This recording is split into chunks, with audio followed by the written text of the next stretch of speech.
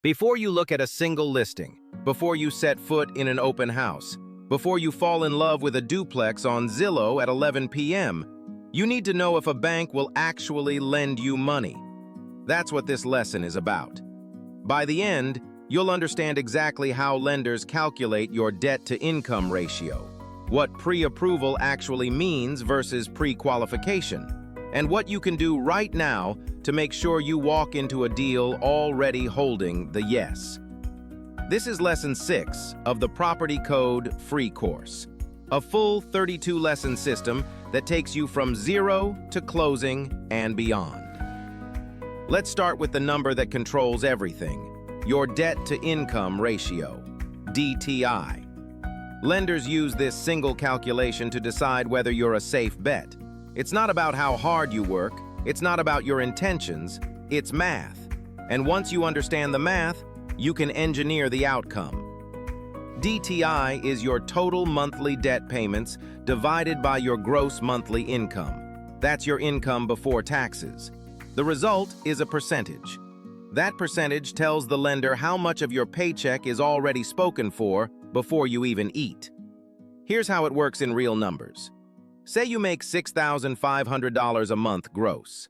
You've got a car payment of $420, a student loan minimum of $210, and a credit card minimum of $75. That's $705 in monthly debt. Divide $705 by $6,500 and you get 0.108, roughly 11%. That's your current DTI before a mortgage.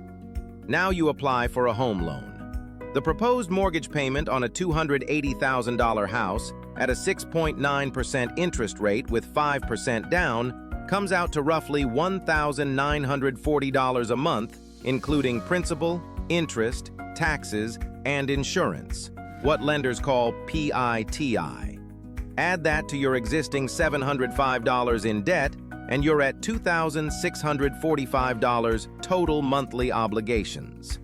Divide that by $6,500 gross, and your new DTI is 40.7%.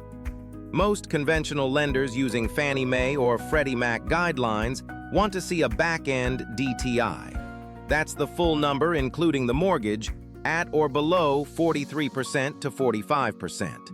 Some will stretch to 50% with compensating factors like strong reserves or excellent credit.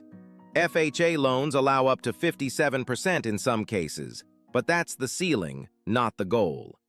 The lower your DTI, the better your rate, the more loan options you have, and the smoother the approval.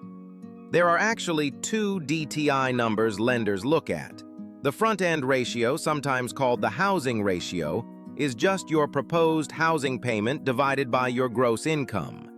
Using our example, $1,940 divided by $6,500 is 29.8%. Most lenders want this below 28% to 31% for conventional loans. The back-end ratio, which we already calculated at 40.7%, covers all your debts including the mortgage. That's the number that carries more weight. So what if your numbers don't hit those thresholds? You've got two levers. You can reduce debt, or you can increase income. Reducing debt means paying down or paying off obligations before you apply. Eliminating that $420 car payment would drop your back-end DTI from 40.7% to 34.2% in one move. That's the difference between a stressed approval and a clean one. Paying off a credit card with a $75 minimum might not feel like much, but it chips away. If you're 60 to 90 days out from applying, every dollar you put toward debt reduction is working for you. On the income side, if you're self-employed, a contractor, or you pick up side work, lenders typically want to see 2 years of documented income on your tax returns. If you've been doing it for 18 months, they may not count it at all. W-2 income from an employer is the easiest for lenders to verify and the most straightforward to use. Rental income from a property you already own can also count. Usually at 75% of the gross rent, to account for vacancy and expenses, but you'll need a history of it on your returns. Now let's talk about pre-qualification versus pre-approval, because people mix these up constantly and it costs them deals. Pre-qualification is a soft handshake. You tell the lender your income, your debts, your credit range. They run a quick estimate and say, "Yeah, you look like you could borrow around $300,000. No hard credit pull, no document review. It's a ballpark. It's useful for understanding your range, but sellers and their agents know it means almost nothing. In a competitive market, a pre-qual letter won't win you anything. Pre-approval is the real move. The lender pulls your credit. Yes, a hard inquiry. Verifies your income with pay stubs and W-2s, checks your bank statements, reviews your employment history, and issues a conditional commitment to lend you a specific dollar amount. That letter tells a seller their agent knows the money is real. You become a credible buyer. In some markets right now, listing agents won't even schedule a showing without one. Here's a real example. Marcus is 34, works as an electrician making $82,000 a year, about $6,833 gross per month. He's got $380 in monthly car payments and $190 in student loan minimums. No credit card balances. His pre-existing DTI is 8.3%. He's targeting a 2-unit property in the Midwest listed at $215,000. He's putting 20% down, $43,000, which he's been stacking in a high-yield savings account at around 4.5% through Marcus by Goldman Sachs for the past 2 years. His loan is $172,000. At 6.75% over 30 years, his PITI lands at approximately $1,280 a month. Total monthly debt, $1,850. Back-end DTI, 27%. That's a clean file.